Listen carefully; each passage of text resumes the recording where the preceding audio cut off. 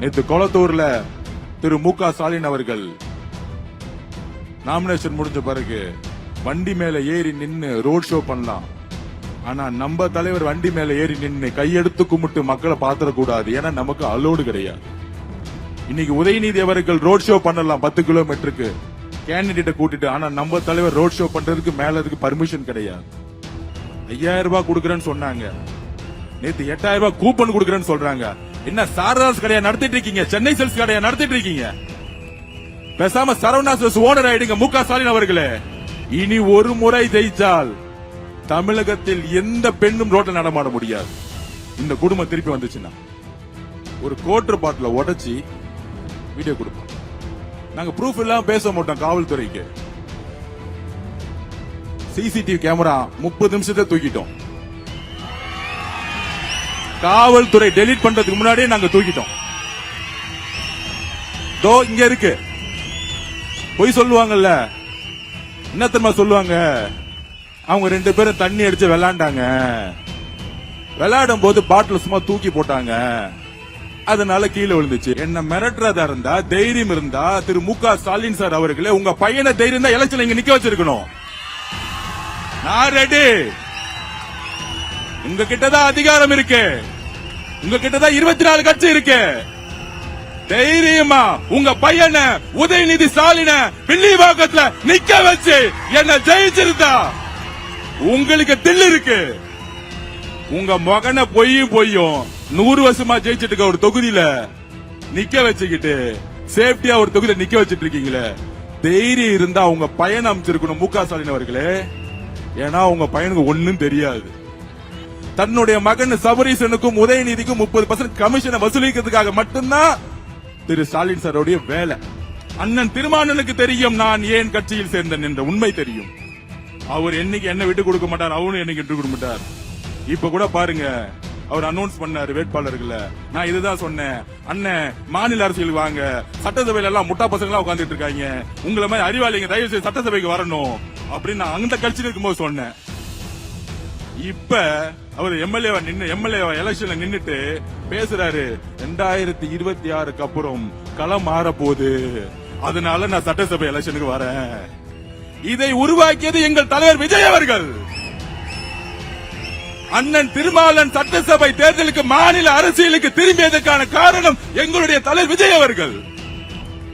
எங்களை நீங்க மிரட்டலாம், பயமுறுத்தலாம், இந்த பாட்டில தூக்கி போட்ட மாதிரி வன்முறையில் அடிச்சு எங்களுக்கு காயத்தை ஏற்படுத்தலாம், எங்களுடைய எலும்புகளை உடைக்கலாம். ஏன் எங்களுடைய உயிரே போனாலும் எங்களுடைய கொள்கையிலும் எங்களுடைய உறுதியிலும் எப்பொழுதும் நாங்கள் பின்வாங்க மாட்டோம். எல்லோருக்கும் என்னுடைய வணக்கத்தை தெரிவித்து இந்த வில்லிவாக்கம் தொகுதியின் என்னுடைய முதல் உரை, என்னுடைய அறிமுக உரை. ஆனால் என்னுடைய வாழ்நாள் முழுவதும் இங்கு இருக்கக்கூடிய என்னுடைய அன்பான உரை இந்த தொகுதி மக்களுக்கு. நான் இங்கு தொகுதியின் வேட்பாளராக வரவில்லை. இங்க இருக்கக்கூடிய ஒவ்வொரு குடும்பத்தின் உறுப்பினராகவும்,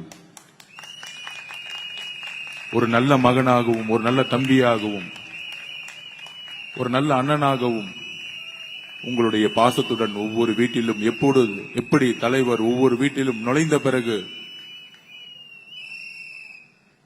இன்றைக்கு இந்த கட்சியை உருவாக்கினாரோ, அந்த மாதிரி இந்த தொகுதியில ஒவ்வொரு குடும்பத்திலும் ஒரு உறுப்பினராகவே நான் இங்கு இருக்க வந்திருக்கிறேன். இது வெறும் தேர்தல் வெற்றிக்காக நான் இங்கே நிற்கவில்லை. ஒரு உணர்வால், உண்மையான அன்புடன் இந்த தொகுதியுடன் என்னுடைய பயணத்தை நான் என் வாழ்நாளில் தொடங்குகிறேன்.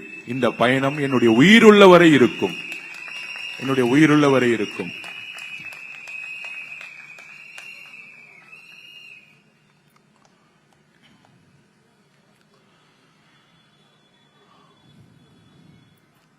ரொம்ப உணர்ச்சி வசமான நேரம் இது. நாங்க என்ன தப்பு செஞ்சோம் திரு மு.க. ஸ்டாலின் அவர்களே? ஜனநாயக ரீதியாக எங்களுடைய தலைவர் கட்சி ஆரம்பித்தார். தன்னுடைய வாழ்நாள் முழுவதும் இருக்கக்கூடிய எல்லா நலன்களையும், எல்லா வசதி வாய்ப்புகளையும், தொழிலையும் விட்டுவிட்டு பிரச்சாரத்தை மேற்கொண்டார். 6 டிஸ்ட்ரிக்ட் முடியறதுக்குள்ள கரூர்ல 41 உயிர்கள் எங்களுடைய தலைவருடைய பிரச்சாரத்தை பார்க்க வந்த எங்களுடைய சகோதர சகோதரிகள், குறிப்பாக எங்களுடைய குழந்தைகள் திரு செந்தில் பாலாஜி அவர்களால் உருவாக்கப்பட்ட அழுத்தத்தால் தன்னுடைய தொகுதிக்குள் வரவே கூடாது என்கின்ற மனநிலையுடன் உருவாக்கப்பட்ட அழுத்தம் வேறு ஒரு பிரச்சனையாக உருவெடுத்து அதில் எங்களுடைய சகோதர சகோதரிகள், குழந்தைகள் கொல்லப்பட்டார்கள். எங்கள் கண்முன்னே துடிக்கும் பொழுது எங்களால் அந்த மாவட்டத்துக்குள்ள நுழைய முடியாத அளவுக்கு ஒரு ரவுடி சாம்ராஜ்யத்தை செந்தில் உருவாக்கி இருந்தார். காவல்துறை 144 உத்தரவை செய்தது. திரு மு.க. ஸ்டாலினும் தன்னுடைய குடும்பம் மட்டுமே கரூரில் நுழைய முடியக்கூடிய ஒரு அரசியலை, மனித தன்மையற்ற அரசியலை திரு மு.க. ஸ்டாலின் அவர்கள் அன்றைய இரவு உருவாக்கினார். தமிழகம் முழுவதும் எவ்வளவோ இழப்புகள் ஏற்பட்ட பொழுது, கள்ளக்குறிச்சியில் 70க்கும் மேற்பட்ட மக்கள் செத்த பொழுது செல்லாத முதலமைச்சர் நடு இரவில் 2 மணிக்கு செல்லும் பொழுது இது திட்டமிட்ட கொலை என்பதை இந்த தமிழக மக்கள் உணர்ந்தார்கள். உயர்நீதிமன்றத்தில் போலியா ஒரு கேஸ் மகேஷ் பொய்யாமொழியால போடப்பட்டு அந்த கேஸ் எஸ்ஓபிக்கு பதிலாக எஸ்ஐடியை போட்டு திரு மு.க. முதலமைச்சர் ஸ்டாலினுடைய காவல்துறை மூலமாக எங்களுடைய தலைவரையும் என்னையும் பொதுச் செயலாளரையும் கைது செய்ய முற்படும் பொழுது உச்ச நீதிமன்றம் உங்களுடைய முகத்திரையை கிழித்தெறிந்தது. அன்றையிலிருந்து எங்களுடைய போராட்டம், ஆதவர்ஜுனா ஏன் கோவப்படுகிறார் என்கின்ற ஒரு கேள்வி இருக்கும். அடி வாங்கி கொண்டிருப்பவர்கள் நாங்களும் எங்களுடைய மக்களும். நீங்கள் உங்களுடைய அதிகாரத்தையும், உங்களுடைய காவல்துறையையும், உங்களுடைய நிர்வாகத்தையும் திரைமறைவில் நீங்கள் நின்று எங்களுடைய பெயரை உச்சரிக்காமல் நீங்கள் அரசியல் செய்யலாம். ஆனால் உங்களுடைய சிரிப்பான முகத்தின் பின்பு எவ்வளவு கொடூரமான முகம் இருப்பது எனக்கு தெரியும். அதுதான் கரூர். அந்த கரூரிலிருந்து எல்லா விதமான பிரச்சனைகளில் இருந்து கட்சி மீண்டெழுந்து பிரச்சாரம் செல்லும் பொழுது எஸ்ஓபியை போட்டு எந்த இடத்திலும் பர்மிஷன் கொடுப்பாங்க, மக்களை பார்க்க விடாம தலைவரை வீட்டுல முடக்கி வீட்டு விட்டு வரல விஜய் என்ற பொய்யான பிரச்சாரத்தை திரு மு.க. ஸ்டாலின் அவர்களும் தன்னுடைய மகனுக்கான, அவருக்கு அப்புறம் தன்னுடைய மகன் முதலமைச்சர் ஆகணும், அவ்வளவுதான் அவருடைய ஒரே குறிக்கோள். அதற்கு யார் தடங்கள்? ஐயா இபிஎஸ் அவர்களா? அதிமுக பொதுச் செயலரா? சொல்லுங்க. 10 தோல்வியை சந்தித்தவர் திரு இபிஎஸ் அவர்கள். திரு மு.க. ஸ்டாலின் அவர்களுக்கு ஒரு எளிமையான எதிரி இல்ல, செட்டிங் போட்ட எதிரி. இபிஎஸ் ஸ்டாலினும் செட்டிங் போட்டாங்க. அவர் இபிஎஸ் தன்னுடைய மகனுக்காக அரசியல் பண்ணிட்டு இருக்கார், பினாமியா.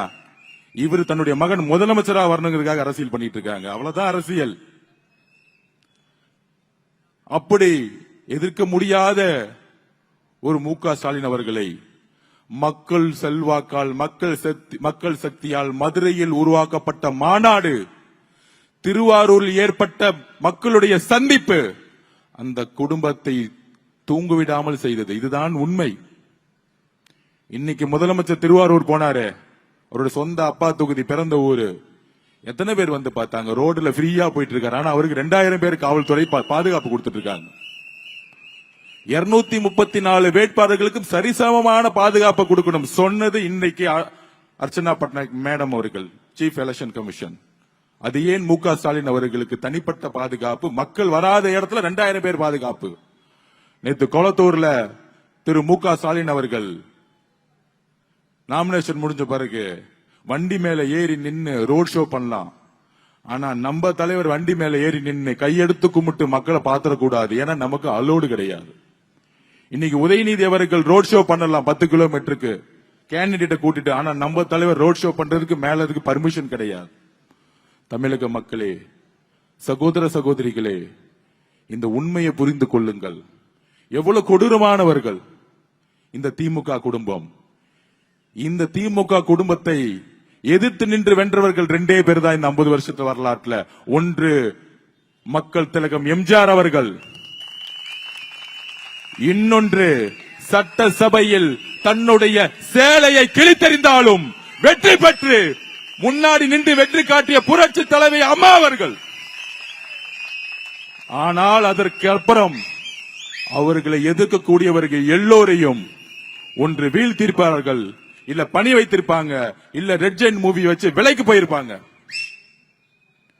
ஆனால் தனக்கு தனிப்பட்ட முறையில் எந்த சோதனைகள் வந்தாலும், எந்த அவமானங்கள் வந்தாலும், எந்த மிரட்டல்கள் வந்தாலும், கொலைக்காரன் என்று திமுக ஊடகங்களால் கட்டவிழ்க்கப்பட்டாலும் 200 YouTube channel, 10 TV channel, 10 media, 300 கோடி 400 கோடி தமிழக அரசால் செலவு செய்யப்பட்ட செய்தி துறை, அப்படி ஒரு கட்ட வைக்கப்பட்ட செய்தி ஊடகங்கள் இருந்தாலும், ஆனால் எங்களுடைய தலைவருடைய உண்மை, எங்கள் தலைவருடைய நம்பிக்கை, எங்கள் தலைவர் மேல வைத்த பாசம், அன்பு இன்றைக்கு வரைக்கும் திமுக உடைக்கவே முடியல. 5000 ரூபாய் கொடுக்கறேன்னு சொன்னாங்க, நேத்து 8000 ரூபாய் கூப்பன் கொடுக்கறேன்னு சொல்றாங்க. என்ன சாரதாஸ் கடையா நடத்திட்டு இருக்கீங்க? சென்னை சில்க்ஸ் கடையா நடத்திட்டு இருக்கீங்க? பேசாம சரவணா ஸ்டோர்ஸ் ஓனர் ஆயிடுங்க. முக ஸ்டாலின் அவர்களே, அண்ணாச்சி கூட கூப்பன் கொடுக்க மாட்டாரு. அரசியல் கட்சி நடத்துறீங்களா? எவ்வளவு ஒரு மக்களை விலை கொடுத்து வாங்க முடியும் ஒரு குறுகிய எண்ணம் பாத்தீங்களா? தீபாவளிக்கு ஆஃபர் கொடுக்கிற மாதிரி கூப்பன் கொடுக்கறாங்களா? இந்த திருட்டு திமுக கூப்பன் கொடுப்பாங்க, அந்த கூப்பன் புடிங்கிட்டு போயிடுவாங்க, வந்தவன புடிங்கிட்டு போயிடுவாங்க. அங்க இருக்கிற மாவட்ட செயலரை புடிங்கிட்டு போயிடுவான், மக்கள் கையில போகும்போது புடிங்கிட்டு போயிடுவான். அதுக்குதான் கூப்பன் கொடுக்கறாங்க. மக்களுக்கு தெரியும், பெண்களுக்கு தெரியும் திமுக சூழ்ச்சி. இனி ஒரு முறை ஜெயிச்சால் தமிழகத்தில் எந்த பெண்ணும் ரோட்ல நடமாட முடியாது. இந்த குடும்பம் திருப்பி வந்துச்சுன்னா அப்ப நம்ம என்ன தவறு செய்தோம்? வில்லிவாக்கத்தில் தலைவர் அவர்கள் வேட்பாளரை அனௌன்ஸ் பண்ணார். இன்றைக்கு முதல் பொதுக்கூட்டம், அதுல வேட்பாளர்கள் அறிமுகப்படுத்துவாங்க. ஒரு அறிமுக கூட்ட விழாவிலேயே ஒரு கோட்டர் பாட்டில உடைச்சி வீடியோ கொடுப்பா. நாங்க ப்ரூஃப் இல்லாம பேச மாட்டோம். காவல்துறைக்கு சிசிடிவி கேமரா 30 நிமிஷத்தை தூக்கிட்டோம். காவல்துறை டெலீட் பண்றதுக்கு முன்னாடியே நாங்க தூக்கிட்டோம். தோ இங்க இருக்கு. பொய் சொல்லுவாங்கல்ல, என்ன தெரியுமா சொல்லுவாங்க? அவங்க 2 பேரும் தண்ணி அடிச்சு விளையாண்டாங்க, விளையாடும் போது பாட்டில் சும்மா தூக்கி போட்டாங்க, அதனால கீழே விழுந்துச்சு. ஏன்? அவங்க அப்பா முதலமைச்சர் முக ஸ்டாலின் போன் எடுத்திருப்பாரு, இங்க இருக்கிற ஆபீசருக்கு அடிச்சு, ஆபீசர் நான் தான் அமிச்சேன். ஏன்னா இந்த ஆதவர்ஜனா ஒருத்தர் இருக்கிறாரு, நம்மளுடைய தலைவர் வெற்றி தலைவர் விஜய் சாருக்கு மேல கொஞ்சம் நம்ம பண்ற எல்லா உண்மையை எடுத்து சொல்லிட்டு இருக்காரு, அவரை கொஞ்சம் மிரட்டுவோம். என்ன மிரட்டுறதா இருந்தா, தைரியம் இருந்தா திரு முக ஸ்டாலின் சார் அவர்களே, உங்க பையனை தைரியம் தான் எலெக்ஷன் இங்க நிக்க வச்சிருக்கணும். நான் ரெடி. உங்க கிட்டதான் அதிகாரம் இருக்கு, உங்க கிட்டதான் 24 கட்சி இருக்கு. தைரியமா உங்க பையனை உதயநிதி ஸ்டாலின வில்லிவாக்கத்துல நிக்க வச்சு என்ன ஜெயிச்சிருந்தா உங்களுக்கு தில்லு இருக்கு. உங்க மகனை பொய்யும் 100 வருஷமா ஜெயிச்சிட்டு இருக்க ஒரு தொகுதியில நிக்க வச்சுக்கிட்டு சேஃப்டியா ஒரு தொகுதியில நிக்க வச்சிட்டு இருக்கீங்களே, தைரியம் இருந்தா உங்க பையனை அமைச்சிருக்கணும் முக ஸ்டாலின் அவர்களே. ஏன்னா உங்க பையனுக்கு ஒன்னும் தெரியாது. நம்ம நாயகன் படத்துல சொல்லுவாரு, அந்த புள்ளைக்கு ஒன்னும் தெரியாதுப்பா, விட்டுருப்பா, பாவம்பா. திடீர்னு எழுதி கொடுத்தா பெரியார் அப்படின்னு சொல்லுவார், திடீர்னு எழுதி கொடுத்தா சேகோரான்னு சொல்லுவார். செங்கலை தூக்குனாங்க, இது வரைக்கும் மதுரை ஹாஸ்பிட்டல் கட்டி முடிக்கல. ஒரு ஸ்போர்ட்ஸ் சிட்டி உருவாக்குவோம்னு சொன்னாங்க, அப்ப நம்ம இன்னைக்கு புதுசா செங்கல் தூக்குவோம். போன தேர்தலில் ஸ்போர்ட்ஸ் சிட்டியை உருவாக்கணும்னு சொன்னாங்க, இது வரைக்கும் கட்டி முடிக்கல. எங்க போச்சு? 5 வருஷமா ஸ்போர்ட்ஸ் மினிஸ்டரா இருந்தாரு, ஸ்போர்ட்ஸ் சிட்டியை உருவாக்கிட்டாரா? அப்ப நம்ம செங்கலை தூக்குவோமா? ஏன் உருவாக்கல? 5 வருஷம் நீங்க தானே துணை முதலமைச்சர். ஏன்னா அவங்களுக்கு இன்ட்ரெஸ்ட் கிடையாது, மக்கள் மேல எந்த அன்பும் கிடையாது, நிர்வாகம் கிடையாது. தன்னுடைய மகன் சபரீசனுக்கும் உதயநிதிக்கும் 30% கமிஷனை வசூலிக்கிறதுக்காக மட்டும்தான் திரு ஸ்டாலின் சாரோடைய வேலை. திடீர்னு வந்து ஆதவ அர்ஜுனாவை எதிர்க்க தன்னுடைய நண்பர் அண்ணா நகருடைய நண்பர் இப்ப இருக்க எம்எல்ஏ மகனை அமுச்சு விட்டுட்டாரு. பாவம், அவர் நேத்துல இருந்து அழுதுட்டு இருக்காரு. என்ன ஏன்டா இங்க அமிச்சிங்க? நம்ம முன்னாடி பழகி இருக்கவங்க தான் எல்லாரும். ஏன் பழகணும்? 2015 இருந்து 2021க்கும் திமுக நான் வேலை செஞ்சிருக்கேன். ஏன் பழகணும்? அன்னைக்கு இருந்த காலகட்டம் என்ன? நம்மளே எல்லாரும் திமுக வந்து நல்லா இருக்கும் தானே நினைச்சோம். 21ல எதிர்கட்சியா இருக்கும்போது எதுக்கெல்லாம் போராடணும். நானும் திரைமறைவில் எல்லா போராட்டத்துக்கும் முக்கியமான ஒரு ஆளா இருந்தேன். பிரச்சாரத்தை உருவாக்கல முக்கியமான நாளா இருந்தேன். வேலை செஞ்சிருக்கேன், கூட இருந்திருக்கேன். 21 வரைக்கும் முதலமைச்சர் ஸ்டாலின் உருவாகும்னு நானும் தமிழக மக்கள் நினைச்சாங்க, நானும் வேலை செஞ்சேன். ஆனால் எப்படி எம்ஜிஆர் அவர்கள் கலைஞரை நம்பினாரோ, அண்ணாக்கு அப்புறம் கலைஞர் முதலமைச்சர் வந்தா தமிழ்நாடு மாறிடும், ஏழ்மை போயிடும், சமூக நீதி உருவாக்கப்படுவார் கலைஞர்னு எம்ஜிஆர் நினைச்சாரு. 71ல எம்ஜிஆர் வச்சு ஜெயிச்ச பிறகு 72ல டக்குன்னு கலைஞர் சொன்னாரு, எம்ஜிஆர் துரோகி.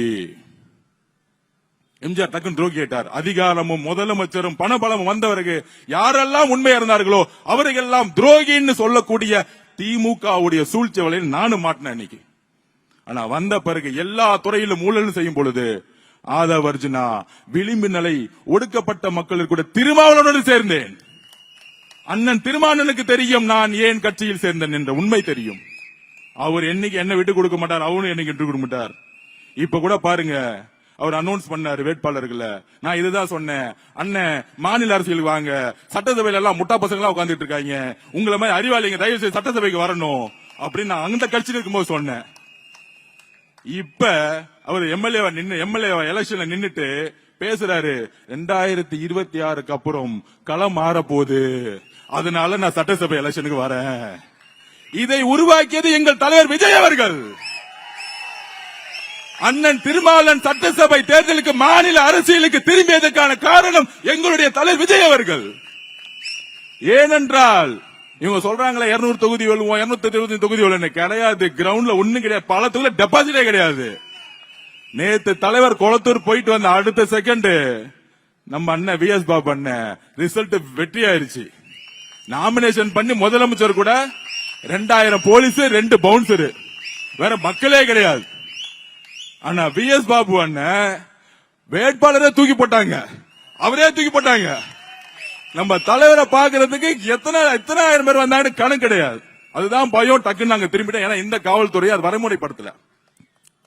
அப்ப கொளத்தூர் தகவலையே முதலமைச்சர் ட்ரையல் இருக்கிறார். ஆனா மீடியா பாத்தீங்கன்னா ஒரு 200 ஊடக வாய்களை பாத்தீங்கன்னா மாசம் 1 லட்சம் சம்பளம் வாங்கிட்டு நிறைய பொய்யா பேசிட்டு இருக்கோம். நான் டிவியை பார்த்து 1 வருஷம் ஆச்சு. ஏன்னா அங்க ஒரு பெண்ணுன்னு ஒரு மாப்பிள கம்பெனி நடத்திட்டு இருக்காங்களே, அது பவுண்டரே நான் தான். சமூக நீதி உருவாக்கணும், நல்லது செய்யணும் அப்படின்னு எல்லாத்தையும் சேர்த்து வச்சு உருவாக்கணும். ஆனா ஜெயிச்ச பிறகு ஊழல் பண்றதுக்கும் திருடுறதுக்கு மட்டுமே அதை மாத்தி தலைவருக்கு எதிராக என்ன பிரச்சாரம் பண்ணுவாங்கன்னு முதற்கொண்டு தெரியும். அதெல்லாம் உடைச்சு தூக்கி எறிஞ்சிட்டோம். இன்னைக்கு அந்த நிறுவனமோ திமுகவோ சொல்லக்கூடிய சூழ்ச்சிகள் எதுவுமே நடக்கிறது இல்ல. ஏன்னா எம்ஜிஆருக்கு அப்புறம் நம்மளுடைய தாய்மார்கள் நம்புறது நம்மளுடைய தலைவரை. பெண்களை ஏமாத்தவே முடியாது, சகோதர சகோதரிகளை ஏமாத்தவே முடியாது. நடுவுல சொன்னாங்க இவர் பிஜேபியோட போயிடுவாரு, என்டியோட போயிடுவாரு. இதோ ஐநாவரம் மசூதியில பிரேயர் பண்ணிட்டு தான் இந்த மீட்டிங்கே வர ஆதவ அர்ஜுனா. இன்னைக்கு ஒரு மத்திய அமைச்சர் சொல்றாரு எலெக்ஷனுக்கு அப்புறம் அவர் வந்து சேர்ந்துக்குவாரு எங்களோட. என்றைக்கும் மதசார்பற்ற சமூக நீதி கொள்கையில் தமிழக வெற்றி கழகம் பின்வாங்காது. எங்களை நீங்க மிரட்டலாம், பயமுறுத்தலாம், இந்த பாட்டில தூக்கி போட்ட மாதிரி வன்முறையில் அடிச்சு எங்களுக்கு காயத்தை ஏற்படுத்தலாம், எங்களுடைய எலும்புகளை உடைக்கலாம். ஏன் எங்களுடைய உயிரே போனாலும் எங்களுடைய கொள்கையிலையும் எங்களுடைய உறுதியிலையும் எப்பொழுதும் நாங்கள் பின்வாங்க மாட்டோம். அதுதான் தமிழக வெற்றி கழகம். அப்படி சூழ்ச்சி வலைய உருவாக்கிட்டு அப்படி ஒரு கேண்டிடேட் இங்க அமிச்சிட்டு அவர் போட்டதுல அழுதுகிட்டு இருக்காரு. ஆனா அப்பையும் மு.க. ஸ்டாலினுடைய குடும்பத்துக்கு இங்க ஏதாவது பயப்படுத்தணும். அந்த ஒரு 2 பேர் அடிச்சு எப்பொழுது என்னுடைய சகோதரியுடைய இந்த ஷோல்டர்ல கிளாஸ் விழுந்துச்சோ அன்னைக்கு முடிவு பண்ணிட்டேன். 234 தொகுதியிலும் இந்த மு.க. ஸ்டாலின் சார் குடும்பம் தோக்குற வரைக்கும் எங்களுடைய பணி நாங்க தூங்க கூட மாட்டோங்கிறத நாங்க இங்க உறுதியா இருக்கிறோம். என்ன ஒரு அநியாயம்! நாங்க என்ன தவறு செய்தோம்? காவல்துறை இப்பொழுது அந்த 2 பேரை ரிமாண்ட் செய்ததா இப்பதான் சொன்னாங்க, கைது செய்யப்பட்டுட்டாங்க. ஆனால் எஃப்ஐஆர்ல இது வன்முறைக்காக உருவாக்கப்பட்டதுன்னு எழுதி இருக்கணும்.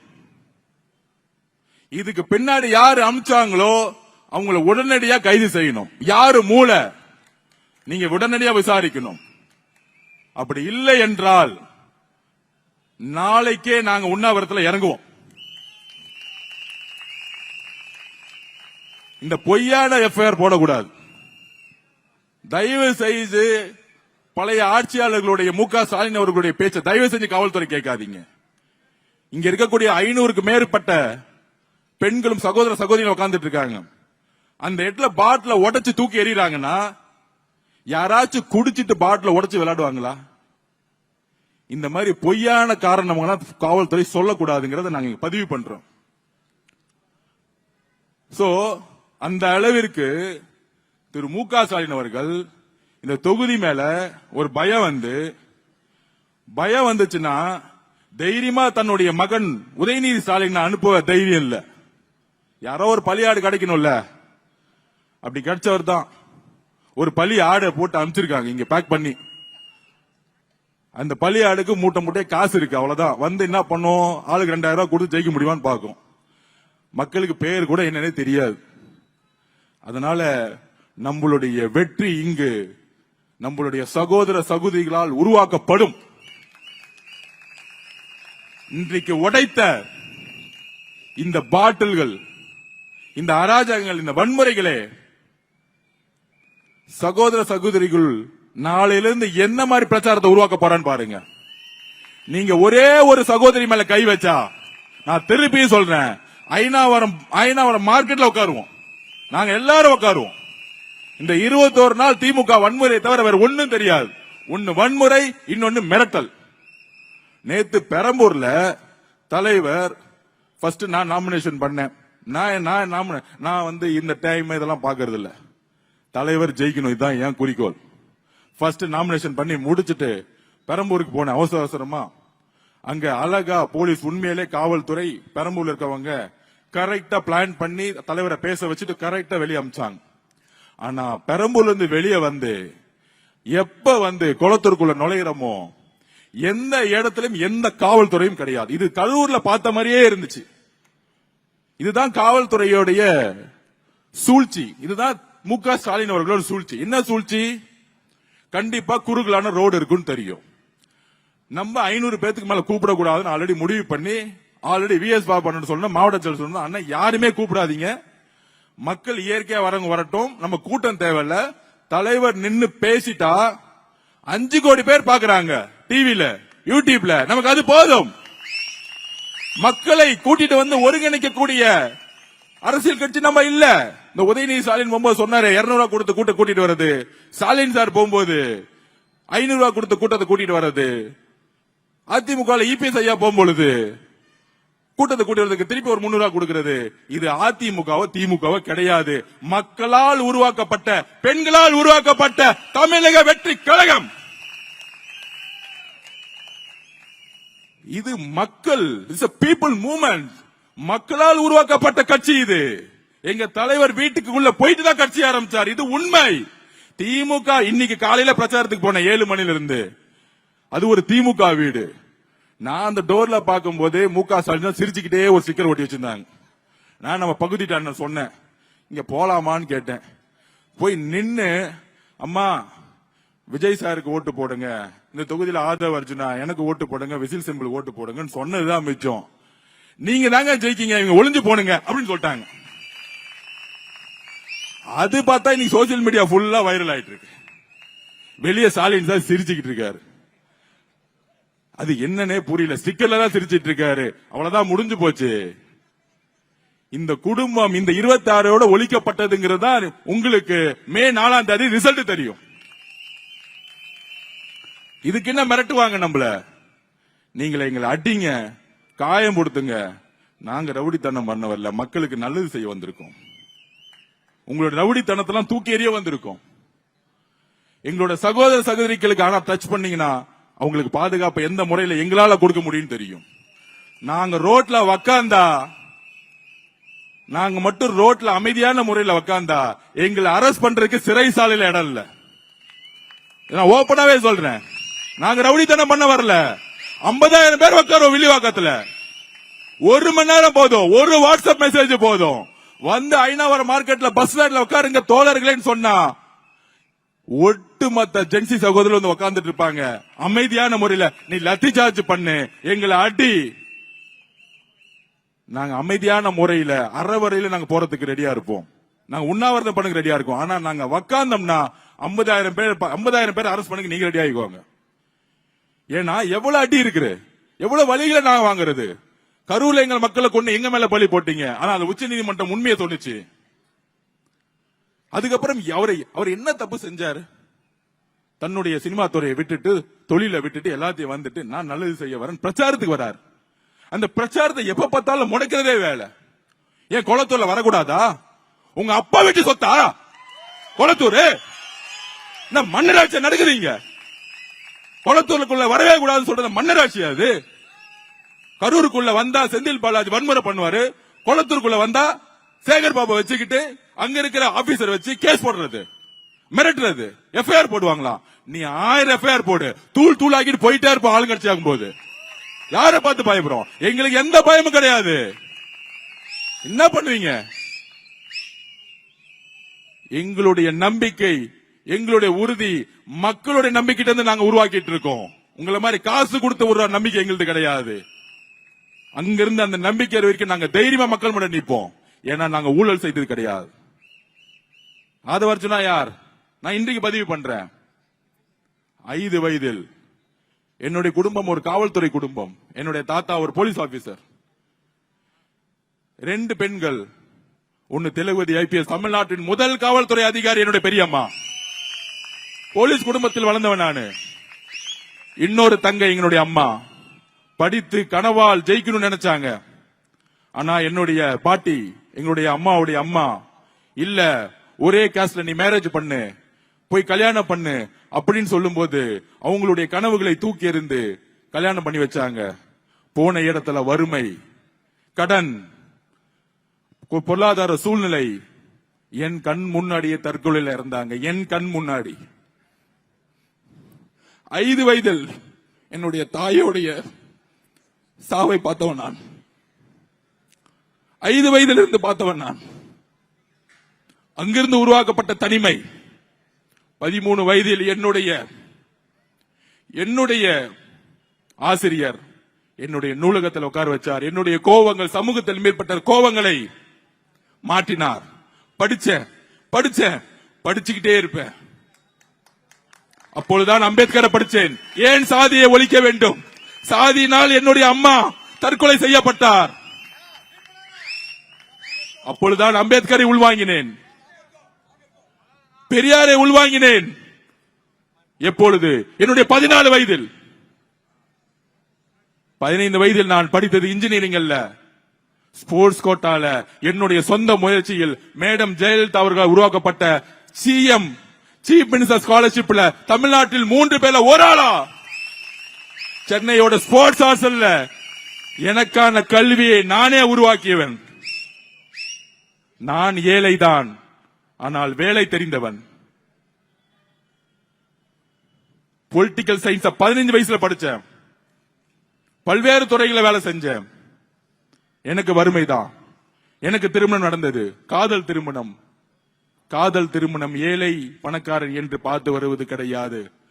ஆனால் நான் ஏழையாக இருந்ததால் அந்த திருமணமும் இன்றைக்கு வரைக்கும் விமர்சனம் செய்யப்படுகிறது. ஒரு ஏழை பணக்காரன் ஆகக்கூடாது என்கின்ற சமூகம் சொல்லுகிறது. அரசியலுக்கு வந்து திமுக குடும்பம் மாதிரி கொள்ளை அடிச்சு நான் இந்த இடத்துக்கு வரல. அப்ப கல்யாணம் செய்த பிறகு என்னுடைய பொருளாதாரத்தை நான் உருவாக்க வேண்டும். அப்பொழுது குடும்ப உறுப்பினர்கள் மூலம் ஒரு பேங்க் உருவாக்கின, மைக்ரோ பைனான்ஸ். 7 வருஷம் கடுமையாக உழைத்தேன். 100 ரூபாயிலிருந்து 3000 கோடி கம்பெனியா மாத்தினேன். அதுக்கு என்னுடைய குடும்ப பொருளாதாரத்தில் ரீதியா எனக்கு சப்போர்ட் தந்துச்சு. ஆனால் அரசியல் வரும் பொழுது அந்த நிறுவனத்தை தூக்கி எறிந்து அதில் விற்ற ஒரு முதலீடை வைத்து வெளியே வந்து அரசியல் தான் என்னுடைய வாழ்க்கை என்பதை வெளியெடுத்து வந்தேன். இது பொதுத்தளத்தில் சொல்றேன். இனிமேற்றும் ஆதவர்ஜனாக்கு தொழில் கிடையாது, எந்த தொழில் குறிக்கோளும் கிடையாது. ஏன் நான் அரசியல் வரேன் 15 வயதில் முடிவு பண்ண. அதனால்தான் பொலிட்டிக்கல் சயின்ஸ் படிச்சேன். உங்களுடைய உதயநிதி பொலிட்டிக்கல் சயின்ஸ் படிச்சாரா? இல்ல மு க ஸ்டாலின் சார் பொலிட்டிக்கல் சயின்ஸ் படிச்சாரா? என்னுடைய கனவு, என்னுடைய குறிக்கோள் 14 வயதில் உருவாக்கப்பட்டது. என்னுடைய உறுதியை உழைக்க முடியாது. ஏன் தெரியுமா? எங்க அம்மா சாவும் போது கையை பிடிச்சிட்டு சொன்னாங்க, எங்க அக்கா தைரியமா முடிவு பண்ணுச்சு, தமிழ்நாட்டோடைய ஃபர்ஸ்ட் போலீஸ் IPS ஆபீசர் ஆயிட்டாங்க. அந்த டைம்ல வெள்ளூர்ல அவங்க தான் DSP இருந்தாங்க. நான் தம்பி நான் தைரியமா முடிவு பண்ண முடியல, அதனால நான் இன்னைக்கு இறக்குறேன். ஒன்னே உறுதி கொடு, காலம் முழுவதும் உண்மையாகவும் தைரியமாக வாழு, எதற்காக போராடு, யார பார்த்தும் பயப்படாத. சொன்னது எங்க அம்மா, எங்க அம்மாவோட கடைசி வாக்கியம், கடைசி வாக்குறுதி. ஒவ்வொரு செயலை செய்யும் பொழுது நான் எங்க அம்மாவுடைய கடைசி மரண வாக்குமூலத்தை நினைத்தே வாழ்ந்து கொண்டிருக்கிறேன். என்னுடைய வாழ்க்கை, என்னுடைய மனைவி, என்னுடைய தங்கை, என்னுடைய 8 வயது குழந்தை, அவ்வளவுதான். அதற்கு மேல பெரிய வாழ்க்கை கிடையாது. ஆனால் 15 வயதில் உருவாக்கப்பட்ட வாழ்க்கை என்னுடைய அம்மாவுடைய இறப்பிலிருந்து உருவானது. ஒரு ஏழை தாய் இந்த சமூகத்தில் ஏன் தற்கொலை செய்தார்கள்? அந்த கேள்வி என்னுடைய 6 வயதிலிருந்து உருவாக்கப்பட்டது. அந்த 6 வயதிலிருந்து உருவான நான் இன்று உங்கள் முன்னால் ஒரு அரசியல்வாதியாக உறுதியாக நிற்கிறேனா? இந்த சமூகத்தில் மாற்றத்தை உருவாக்க வேண்டும். என்னுடைய தாய் மாதிரி ஒருத்தர் தற்கொலை பண்ணிக்க கூடாது. இங்க இருக்கக்கூடிய அதிகாரங்கள் மக்களுக்காக உருவாக்கப்பட வேண்டும். இங்க கூட அரசியல் மக்களுக்காக உருவாக்கப்பட வேண்டும். இங்க கூட அரசியல் ஏழைகளுக்காக உருவாக்கப்பட வேண்டும். நான் ஒரு ஏழையாக இருந்தேன், ஆனால் நான் உருவாக்கிய பணம் இது வரைக்கும் என் மேல எந்த கேஸும் கிடையாது, இன்றைக்கு வரைக்கும். சகோதர தலைவர்களே, என்னை உங்க குடும்பத்தில் ஒரு உறுப்பினராக சேர்த்துக் கொள்ளுங்கள். ஆதவர்ஜனா சாதிக்கு அப்பாற்பட்டவன், ஆதவர்ஜனா மதத்திற்கு அப்பாற்பட்டவன், ஒரு ஏழை விவசாய தாயுடைய தற்கொலையிலிருந்து பிறந்து வளர்ந்தவன். எனக்கு என்ன வசதி வாய்ப்புகள் கிடைத்தாலும் 2 துறைதான். ஒன்று அரசியல் பயணிவது, இன்னொன்று விளையாட்டுத்துறை. எனக்கு சாப்பாட்டு கொடுத்தது விளையாட்டுத்துறை. சென்னைக்கு வரும்பொழுது எனக்கு வீடு கிடையாது, சென்னைக்கு வரும்போது 3 வேளை சாப்பாடு கிடையாது. இந்த தமிழக அரசு என்னை தத்தெடுத்தது, அதனால்தான் அரசியல் நுழைந்தேன். விளையாட்டுத்துறை மூலமா தான் எனக்கு ஷூ கிடைச்சிச்சு. 300 ரூபாய் கொடுத்து ஷூ வாங்க முடியாததான் ஆதவர்ஜனா. அதனால்தான் எந்த சங்கங்களில் ஊழல்கள் இருந்ததோ, ஒரு சாதாரண விவசாயத்தில் குடும்பத்தில் பிறந்து தமிழக கூடைப்பந்து சங்கத்தில் நான் போட்டியிட்டு பிரசிடென்ட் ஆன. இந்த இந்தியா நாட்டினுடைய தலைவரா உயர்ந்து நிக்கிறேன். பணம் இருக்கு, பெரிய வசதியான குடும்பம், ஃபாரின்ல சுத்தினது கிடையாது. என் பாஸ்போர்ட் எடுத்து பாருங்க.